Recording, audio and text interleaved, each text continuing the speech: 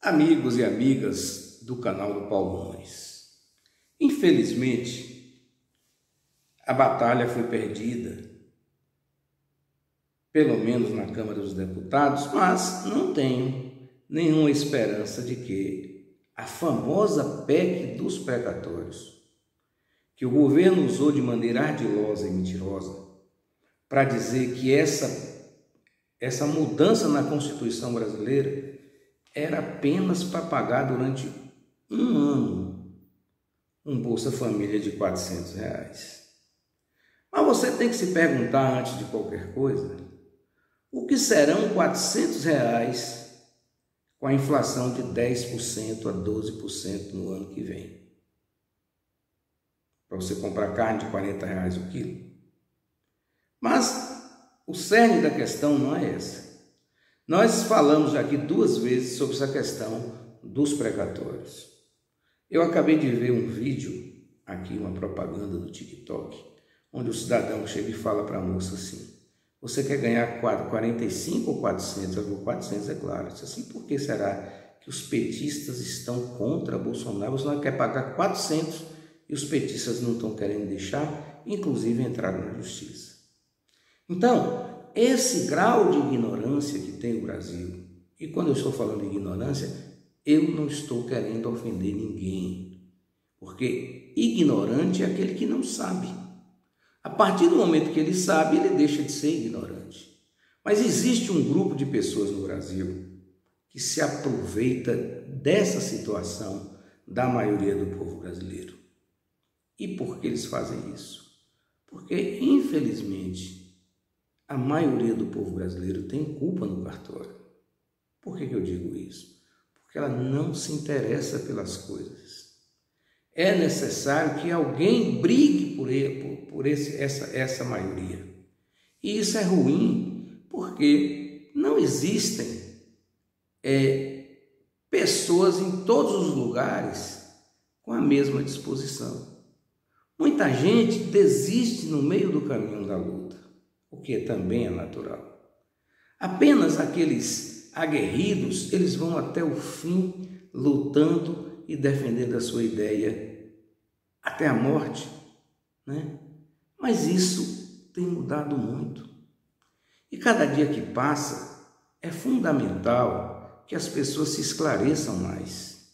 E não existe outra maneira de você buscar esclarecimento se você não perguntar, se você não ouvir e se você não ler, se você não estudar. Não tem outro jeito. Se você não fizer nada disso, você vai ficar sem saber nada.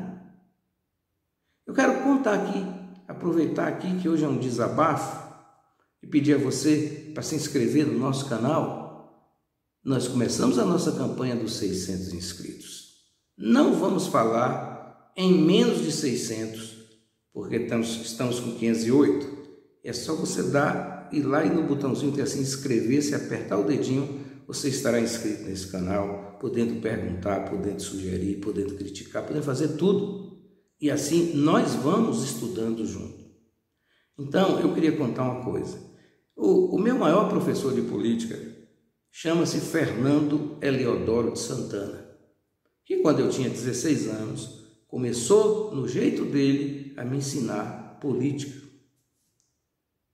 Eu não sabia que ele estava me ensinando política, mas ele sabia que estava me ensinando política. E ele me disse o seguinte, que ele tinha um irmão ali em Nova Canaã, que o irmão dele não queria saber de nada. Não queria saber se era segunda, se era terça, se era... Não queria saber de absolutamente nada.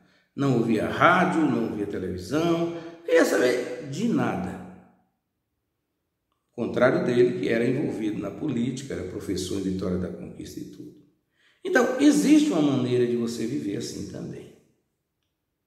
Se é justo ou não é, não sei. Mas eu não consigo entender que seja melhor do que você viver lutando. Porque sem luta não tem valor a vida. Do outro lado também, eu tenho uma filha e eu presenciei algo nela que me encheu de orgulho. Porque aqui na minha casa, eles brincando de uma coisa chamada tonga. Eu sei que eu estou falando para gente que é fora da Bahia. E tonga é uma brincadeira que alguém marca um espaço, corre e o outro corre atrás, até conseguir pegar. E nesse meio, aqui a minha casa é grande, tem uma área grande, dá para os meninos brincar, correr muito e tal. O que acontece? Ela estava correndo atrás de um primo que estava combinado e uma tia apareceu e segurou ela. E ela disse a coisa mais bonita que eu podia ouvir naquele momento.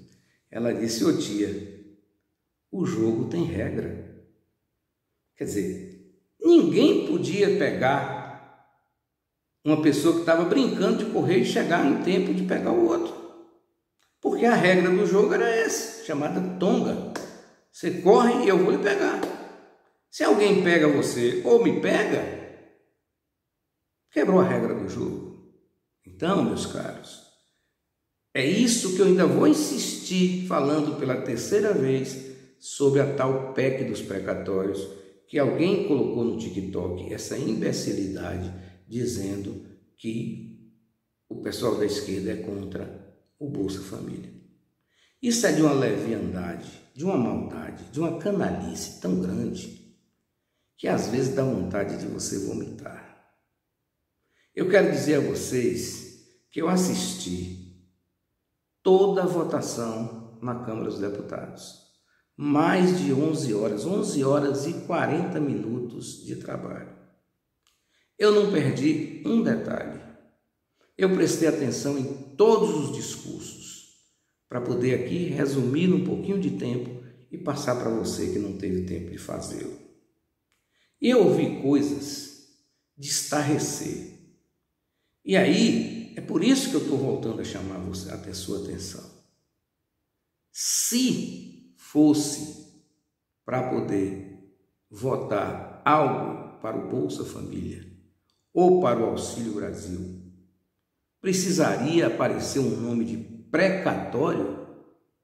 Você nem sabe por que o precatório aconteceu, não é isso? Eu sei que tem gente que sabe, claro. Veja só, precatório é uma dívida que a União Federal tem para com as pessoas. Só que as pessoas já lutaram 20 anos, 10 anos e conseguiram no final ganhar esse crédito. São funcionários de órgãos públicos que têm lá 80 mil, 100 mil, 150 mil. São funcionários das escolas municipais, professores, serventes que têm lá o seu dinheiro lutado de mais de 10 anos. E o que fez o governo para enganar todo mundo? Colocou uma emenda constitucional, ou seja, alterou a Constituição para que ele tivesse liberdade de alterar o pagamento desses precatórios. Eu volto a pergunta a você: o que o pagamento desses precatórios tem a ver com o governo estipular uma renda mínima para a pessoa que tinha o Bolsa Família? Se por 18 anos o Brasil pagou o Bolsa Família sem alterar a Constituição, sem mexer em emenda constitucional, sem inventar uma história chamada precatório, por que botou precatório? Porque no precatório tinha 91 bilhões de reais para pagar esse pessoal. O que o governo fez? O governo pegou 45 bilhões que o governo devia para João Pedro e Manuel afora no Brasil, para o professor ali de Boa Nova, para o professor de Vitória da Conquista, para o servente de Vitória da Conquista, que trabalhavam fundamentalmente na educação. Por isso, os servidores falam: para cadê o aumento do professor? O dinheiro preso, né, lá no governo federal. E esse dinheiro, então, foi liberado por ordem da Justiça. Mas o governo pegou a metade desse dinheiro. E com esse dinheiro, ele vai pagar o Bolsa Família durante um ano só, Conquista. Dezembro, passou a eleição, você não tem mais nada. Você vai entrar o ano 2023 com a cuia na mão. E você ainda acha que isso é uma bondade. Só que por trás disso tem outras coisas. Essa abertura facilitou para o governo pegar mais 45 bilhões e utilizar como queira. E aquele precatório que você tem para receber, ele não vai lhe pagar agora. Ele quer começar a lhe pagar em 2022, você perdendo 40%. Entendeu bem como que funciona? É aquela história. Porque é ilusão imaginar que o precatório não é para gente pobre. Claro que pode ser. O governo tem um débito com você. Por exemplo, o governo, um carro do governo bateu na sua casa, jogou no chão e você perdeu sua casa. Ele não lhe paga. Você tem que entrar na justiça. Aí você entra na justiça e sai a indenização. É a sua casa. Ela está nesse precatório. Aí você espera 10 anos, 15 anos para receber 200 mil, que é o preço da sua casa. Aí o governo avisa você que vai lhe pagar em 10 anos a prestação. 10 anos.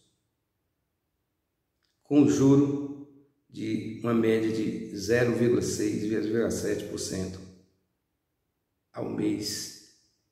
E se a taxa Selic, que é a taxa que o Banco Central regula o pagamento do governo, cair para 3, 4, você vai receber juros de 3, 4% ao ano.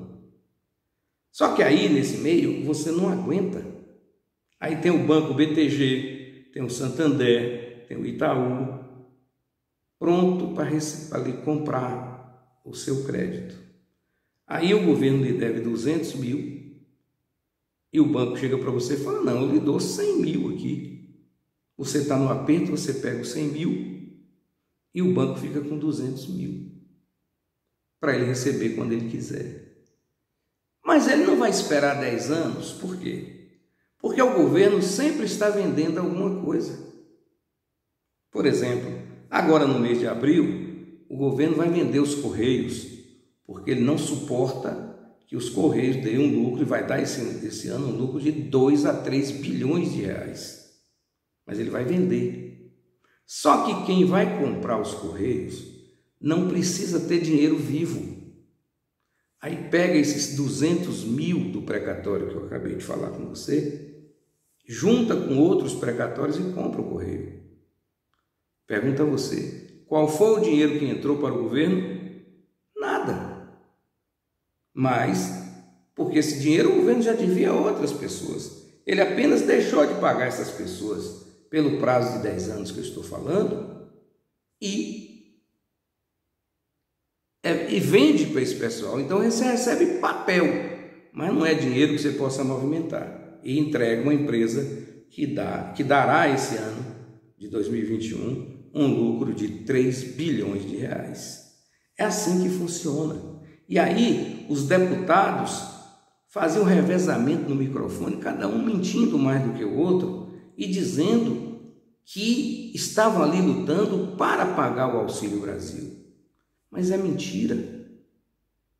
É uma mentira tão grande que o governo, para fazer essa aprovação, ele inventou um orçamento secreto, ou seja, é um dinheiro que tem o governo separado, 3 bilhões de reais, que ele repassa para os parlamentares votarem do jeito que ele quer. E foi isso que aconteceu. É bom que você saiba que cada deputado tem direito a 15 milhões de reais por ano para aplicar em obras na sua região. Só que isso todo mundo sabe onde é. Por exemplo, o deputado Valdenor Pereira reformou aquele equipamento da Polícia Rodoviária. Gastou um dinheiro ali. Colocou 1,5 milhão na Universidade Federal da Bahia de Vitória da Conquista. Colocou 1 milhão de reais no Cefet de Conquista. Colocou 1 milhão na Santa Casa de Misericórdia. Colocou mais 1 milhão de reais no Hospital de Base, comprando coisas ali. Só que todo mundo sabe o que foi feito. Mas esse dinheiro do orçamento paralelo, ninguém sabe.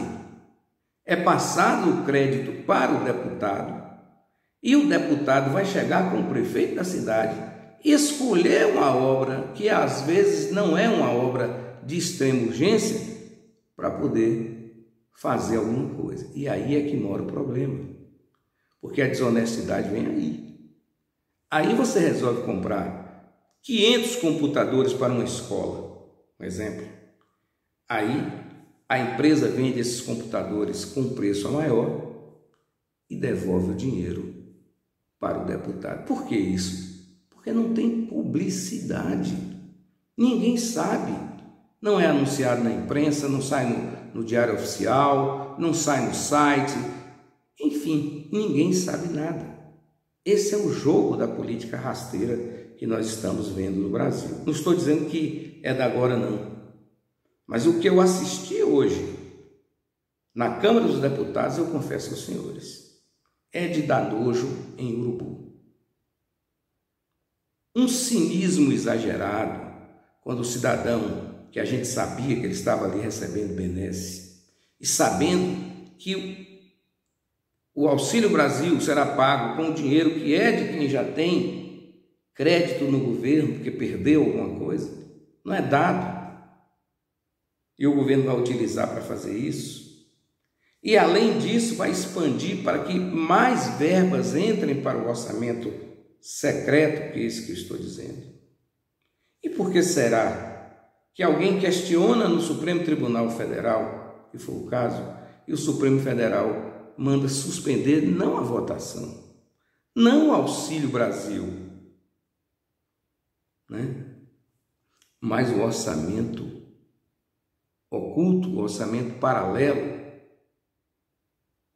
porque ninguém sabe como é que serão aplicadas aquelas verbas. Mas mesmo assim, os congressistas se revoltam, achando que eles estão certos. E como é que você tem uma Corte Suprema para poder estar ali para garantir a lei e você quer que ela simplesmente faça vista grossa para que você faça o que quiser apenas porque você é deputado? Então, é preciso que você observe essas coisas. Não vote em quem você não conhece. Olha, a Vitória da Conquista hoje teve inauguração de uma feira, uma coisa mais simples do mundo, uma feira que foi feita em parceria com uma empresa particular que recebeu uma benesse da prefeitura, ou seja, do município de Conquista, e construiu a feira. Estavam lá na inauguração, descerrando a placa de uma feirinha. O ex-prefeito de Salvador e um vereador de Salvador. O ex-prefeito de Salvador é candidato a governador, mas mesmo assim não tinha direito de estar inaugurando, porque ele não tem nada a ver. E o vereador de Salvador é candidato a deputado. E vem aqui para lhe enganar a Conquista, para enganar o povo do Vila América. Porque qual é a razão que você tem de votar numa pessoa que você nunca ouviu falar? Que é o caso desse, que eu nem vou dizer o nome. Vem aí para aproveitar de você e para depois esquecer você. Então, você tem candidato em Vitória da Conquista. Não desperdice seu voto. Mas mesmo assim também fiscalize os seus candidatos de Vitória da Conquista. Leia, estude, cobre. Do contrário, você vai ter sempre essa tristeza de viver sem saber porquê e não entender por que você não vive